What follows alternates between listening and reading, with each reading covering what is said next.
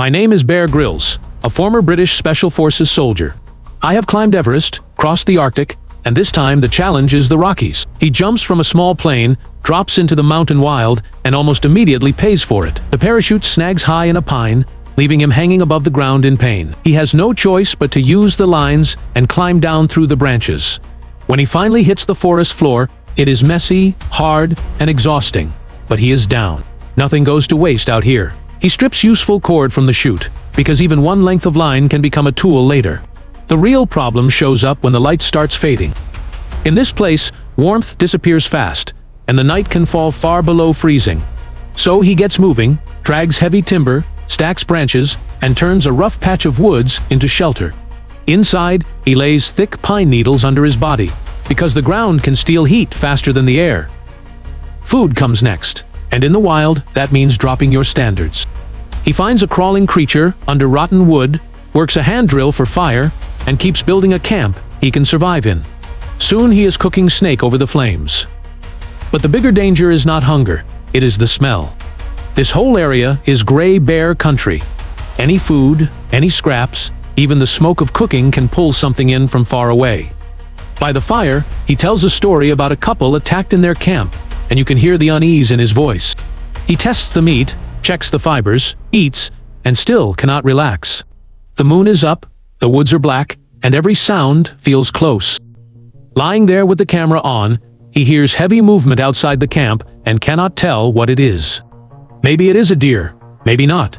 What matters is this: something out there knows he has food. He stays still, listens, waits, then makes the call. If the animal comes back, staying put could cost him badly. So in the middle of the night, he packs up and moves. Using the North Star, he sets a southern course and walks through darkness because he has run out of safer options. By dawn, he is drained, cold, and honest enough to admit he is scared. He checks trampled grass, digs for worms, and eats them for quick protein and energy.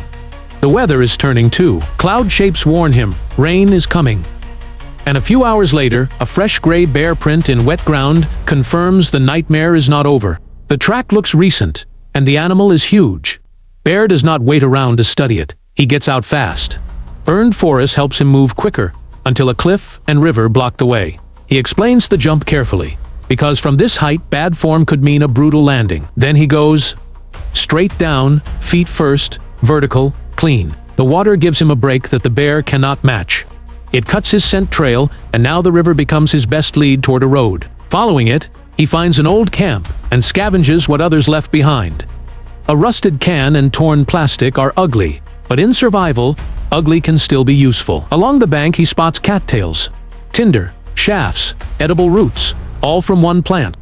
He washes the roots, eats the starch, then starts hunting for protein in shallow pools. With patience and bare hands, he traps a fish in the mud and pulls dinner out alive. Some of the fish can be eaten in a true emergency, but tonight he wants more than that.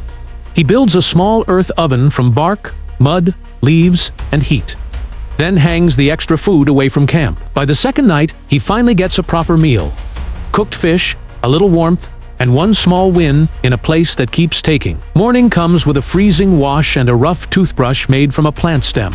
Even simple routines matter, because staying sharp is part of staying alive. He boils river water before drinking, adds crushed berries, and turns it into a safer drink. Clear water can still carry trouble, and getting sick out here is a fast way to lose control. The trail keeps grinding him down. He talks about an old parachute accident that broke his back in 3 places, and how much it means to still be out here moving. But now the cost is catching up. He misses company, misses encouragement, and the beauty around him no longer feels romantic. By evening, another river barrier forces a brutal crossing.